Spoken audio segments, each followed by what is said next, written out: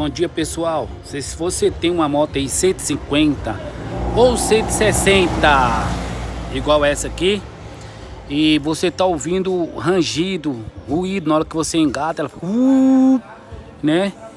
Ou algum barulho estranho aí, você já olhou na relação, não é? E quando você aperta a embreagem, ela modifica.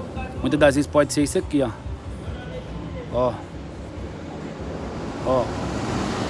Você tira a tampa da embreagem e faz esse movimento aqui, ó. Ó, você vai ver que ele tem um jogo.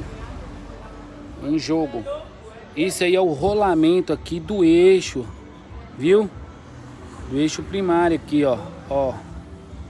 O eixo aqui da embreagem aqui, ó. Você pega na embreagem aqui, você firma, faz esse movimento aqui, ó. Ele tá aqui fora porque a gente vamos lavar, vamos fazer uma higiene aqui pra gente poder levar pra dentro da loja pra gente tá organizando isso aí, viu? Então tá aí, ó. Fica aí uma dica, viu? Fica uma dica pra você aí, ó. Aí você tem que abrir todo o motor no meio, né?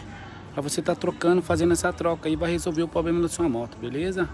Depois eu vou mandar o segundo vídeo dela pronto aí pra vocês, ó. Tá vendo? Vê se você consegue ver aí. Beleza?